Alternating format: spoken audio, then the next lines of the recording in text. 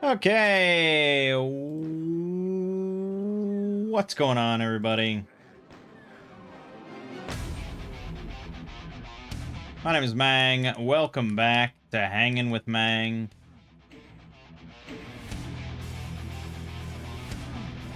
Episode 582. Jesus. We sure have a lot of fun on this channel. Yeah. So I imagine this is going to be another shorter stream, unless some chatter comes along and engages me in chat, gives me something to talk about, because I don't really have a whole lot.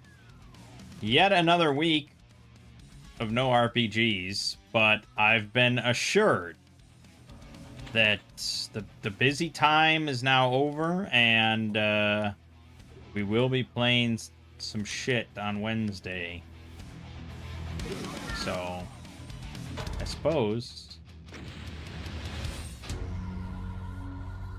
this week on this channel, we had Dominions. Will never end. We had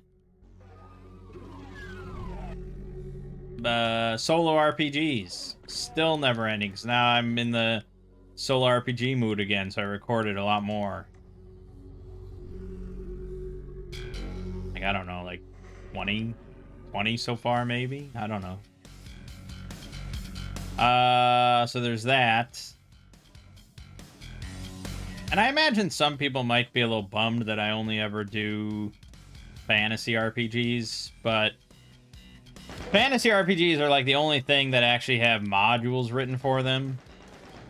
Like, I think there are some stuff for like Shadowrun or something, but I don't know, I've never looked at that. Every time I've played a Cyberpunk game, it's always been with, you know, my normal DM, and he runs just like a homebrew thing, and it's very like sandboxy. And I could try something like that solo, but I don't know, it would sort of be like,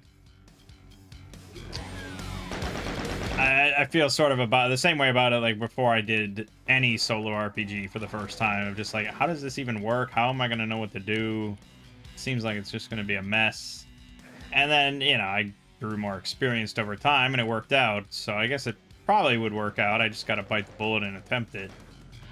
But I also like just running modules, pre-written stuff, because it takes a cognitive load off of me compared to just trying to run a sandbox thing and come up with content and run that content at the same time, you know?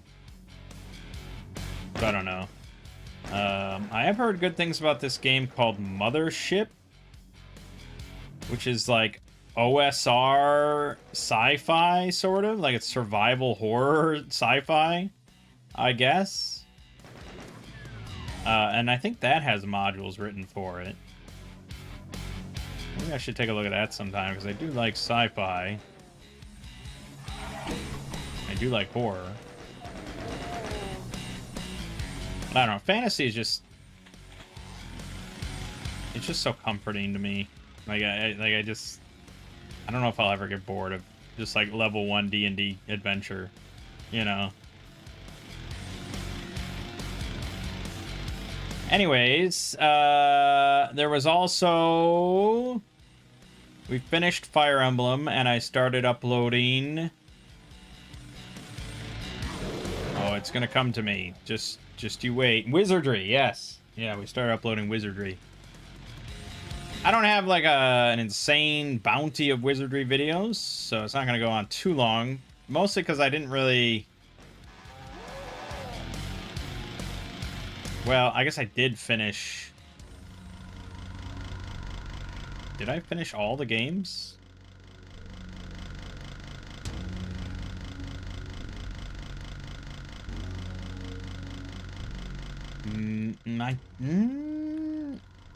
I don't know if I finished Wizardry 5. I'm not sure about that. But I know that I used walkthroughs and stuff for like all of them. So that cut down on the time massively, the playtime. If you're unsure about watching those, especially like Wizardry 1 and stuff, I understand. They're pretty They're pretty old. Of the 7.5 I've played, I'm still working on 8. 6 is by far my favorite. So if you watch any one of them, you check out 6.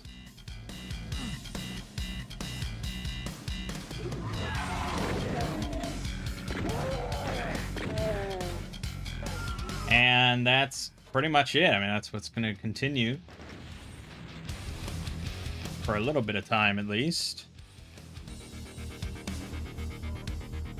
I was recording RimWorld, but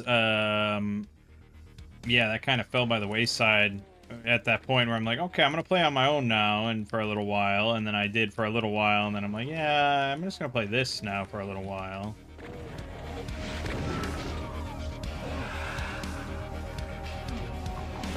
I have to be in a very specific mood to kind of get sucked into RimWorld.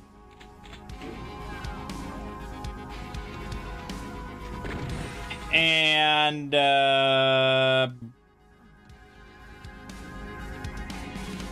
think there was something else oh yeah, I started Shadow Empire, and then I do want to get back to that. But solo RPGs have taken up a lot of time, and Cataclysm, actually, I've been playing quite a bit.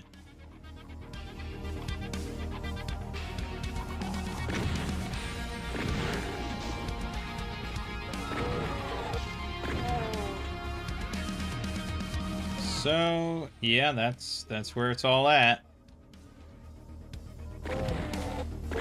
We're on the Exploring series. I put out a video on SCP-9000, which did really well. I guess I should have expected that, because a lot of people are like, oh, here's another, you know, it's a big one, you know, so people tune in. And then I saw a rant or something on the subreddit. No, it was someone talking about the rant that they read on a different subreddit about SCP. And I went and looked at the rant, and I was mentioned. I was not mentioned in a negative way. I can do nothing wrong, of course. I'm the goddamn Exploring series. But they were ranting about SCP-9000. Which they didn't watch my video or read it. They just read the comments on my video. Apparently they were a fan of mine, but they kind of fell off for the years. And they read the comments on that video about how it was an allegory for the prison system or something. And they just refused to engage with that then. Because everything has to be an allegory now. You know, I'm going to be honest, I don't necessarily disagree with that sort of assessment. Because I watch a lot of horror movies, and that has been a recurring trend more so in recent years. Where, like, everything kind of has to be an allegory for some sort of trauma or complication or strife that people go through, and it's all wrapped up, you know, in a horror envelope. And it's like, I can't relate to anything ever. I have no strife, I have no trauma, I just want to watch a horror movie. So, I mean, I still do, and I still like a lot of these movies, but it's at the back of my mind, it's like, I know this is meant to be an allegory for something I can't relate to. So I can sort of agree with that assessment of just like, why can't horror just be horror? But at the same time, like, I don't know, I liked SCP-9000. I didn't really think about it too much as an allegory or anything, because it's just a good article. And that's how I feel a lot about the good horror movies that are allegories. It's just like, well, if they're a good horror movie, then that's sort of where I stop thinking about it. Because I'm shallow-minded. But there were some comments on the rant and stuff that I think kind of proved my suspicions about my channel falling off and SCP in general falling off. And that's just sort of this weariness, I guess, over time.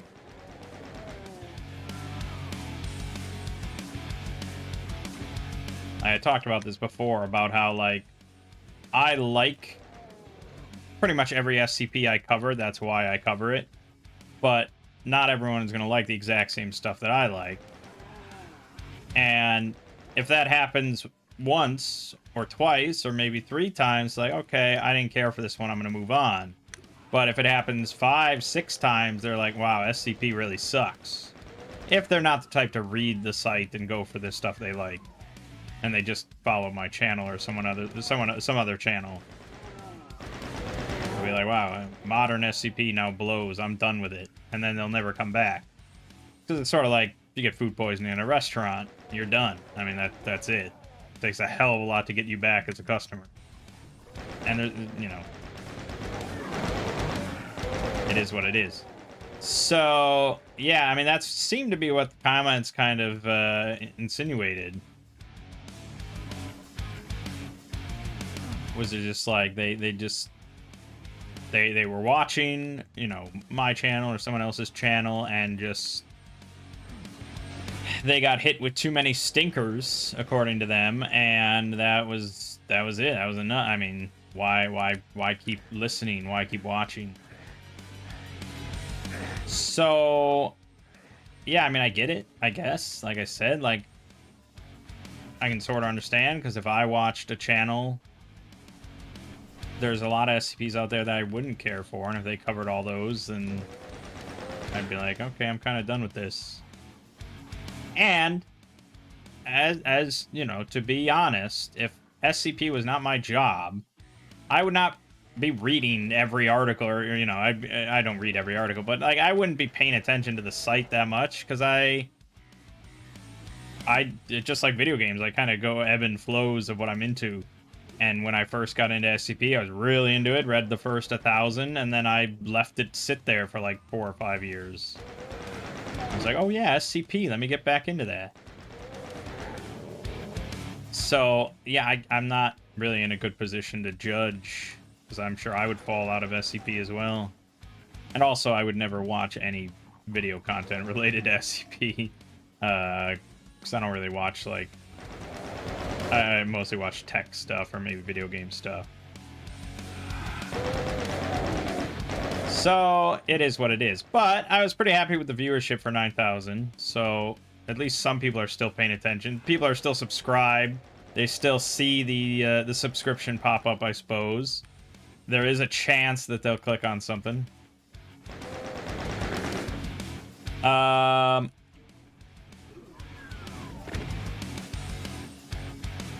Yeah, and then so this week, surprisingly, not following up with a different 9,000 entry, we're actually going to be, I'll be putting out SCP-186 to end all wars. And I'm not sure what the specific, like, sort of reaction as far as viewership's going to be, because on the one hand, it's very startling for me to cover a 3-digit SCP. Like, that's very unusual. But on the other hand, that is a very old SCP, but it was deleted, and DJ Cactus rewrote it.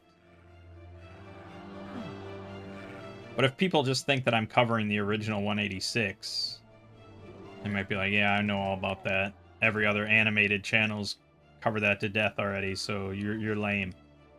We'll see. I mean, I do mention right at the start that it's a rewrite. If people give me the chance. How have I never fallen into this before and I have no idea how to get out? This is crazy. I've never fallen into this pit. Oh, here we go. Oh. Well, no wonder. I've always wondered how to get to this secret room. I'm an idiot. So, yeah, to end all wars. It's a pretty good one. And I said to my mom, it was like, I almost feel like DJ Cactus wrote this specifically with, like, me reading it in mind. I don't think he did. I mean, I don't think so. But it, like, just because, like, it was Thanksgiving week, you know, so I was kind of hoping for a shorter, easier video to work on, and it got served up on a silver platter to me, because most of that article is like letters written from one person to another that I can just read verbatim, which makes the script writing process very, very easy. So it was a pretty easy week. And then, yeah, just reading these letters for most of the article.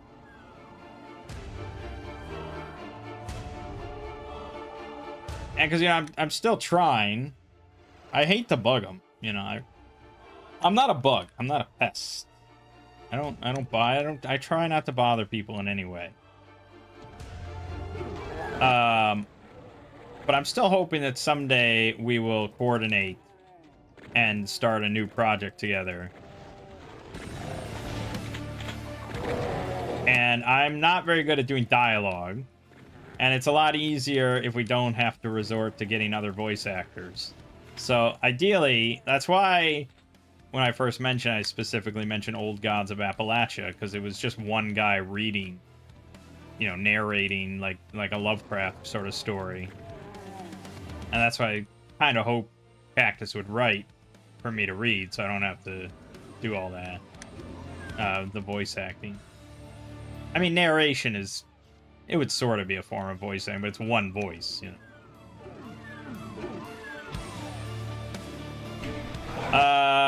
So I don't know. We'll see. I mean, he mentioned back in, like... I don't know. I don't remember when that was. Certainly a couple months ago now. That he was off... he was out of Iceland at the moment. And he would get back to me and we'd start talking shop once he got back. And then he never got back to me. I actually messaged him this week. Most of the times that I message him is specifically just to point out, like, typos in his articles. Not as a general rule if I see, like, something misspelled, but it's if it just doesn't make sense. Like, if he refers to, like, in this case, it was SCP-186A that he referred to when he was supposed to refer to SCP-186B. So it's like, I just want to mostly clarify, but also just to let him know.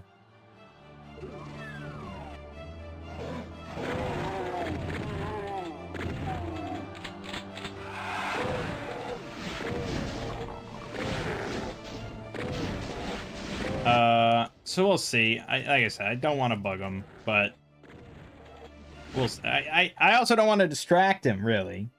Because I'm hoping that there is somewhat progress being made on the end of the Project Paragon and the Cactus Verse. Like, I think if he finishes that, like, that's like his big... That's his big magnum opus. And he can, you know, sort of close the chapter on SCP.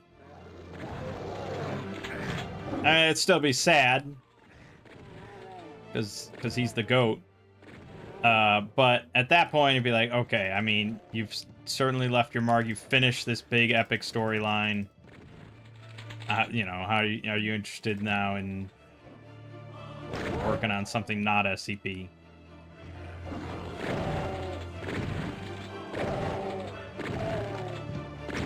But I really liked, yeah, the 186 rewrite. Cactus has just such a way of creating just, like, really, like, just weird images in, like in your head. Like, just describing, like, you know, I've mentioned before, this thing A Quiet Madness made is easily one of my favorites, because there's just such weird, like, imagery. And it's like inexplicable imagery sort of stuff. And it just sort of unnerves me when I read it and think about it.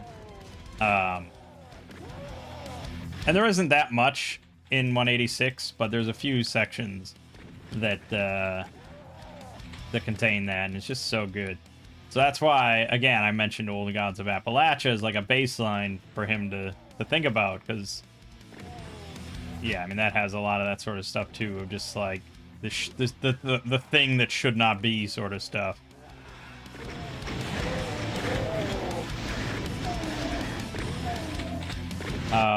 So we'll see. Other than that, though, I think I'm working on something related to 9000. I think it's the one about a sitcom. Prince Among Men. I think that's the winner of the poll this week. Last time I looked. Which is fun. I love sitcoms.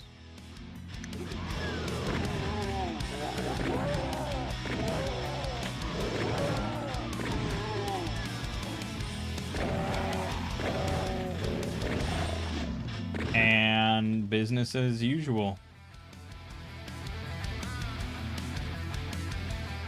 Yeah, actually, what is the view count on the SCP-9000 now?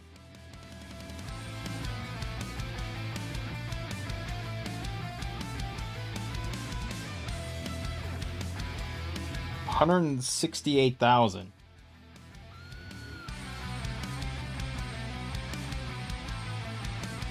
Yeah, I mean, that's really strong. After a week, that's really strong. Like, I have not had numbers like that in a long time. And so I was kind of concerned, like, if numbers keep dipping, no one's paying attention, like, I may as well switch off of SCP to something else. But if I can put out a video and still get 168 of people interested in SCP, that's pretty darn good.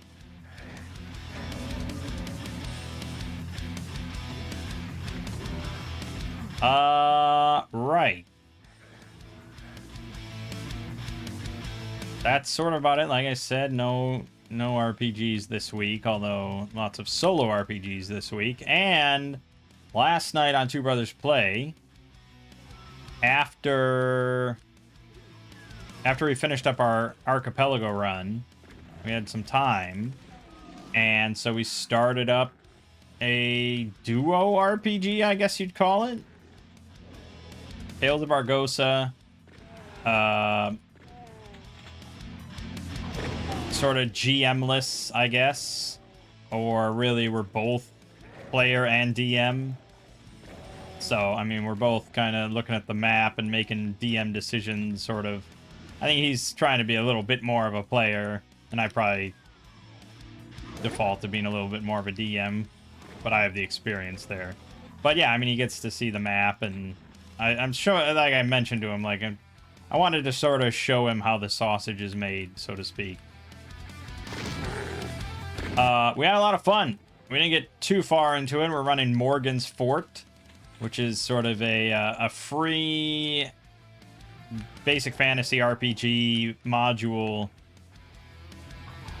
emulating Keep on the Borderlands.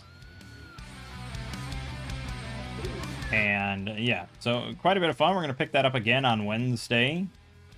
But if you are interested in that kind of thing, just a heads up that is sort of the last third or half, even maybe, I don't remember, of last night's archipelago stream.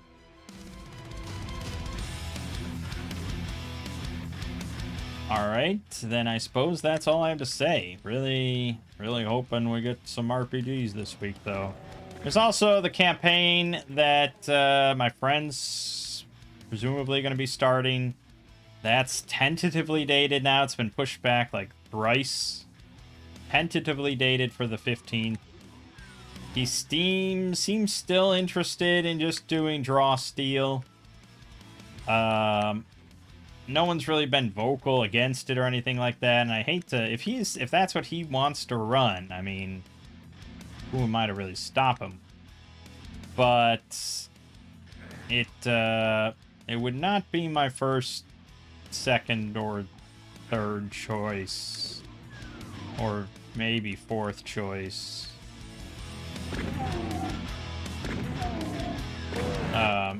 And really, I'm so into the OSR now. I'm so into this old school gaming of, you know, you have 12 hit points or whatever. Like, you know, you can die from any one hit.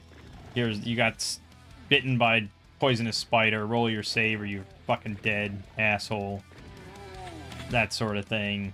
And the hex crawl and dungeons and... But I don't know, I mean, he's a fun DM. We've played for years. I had a lot of fun in all his campaigns, 4th edition D&D and all that, so I'm sure it'll be pretty fun, but I wish he got into the OSR.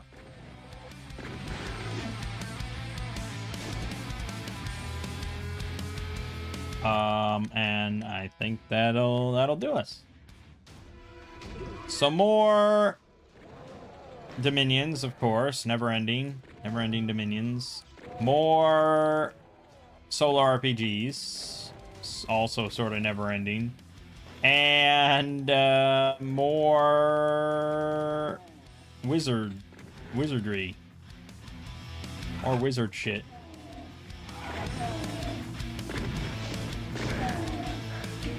Okay.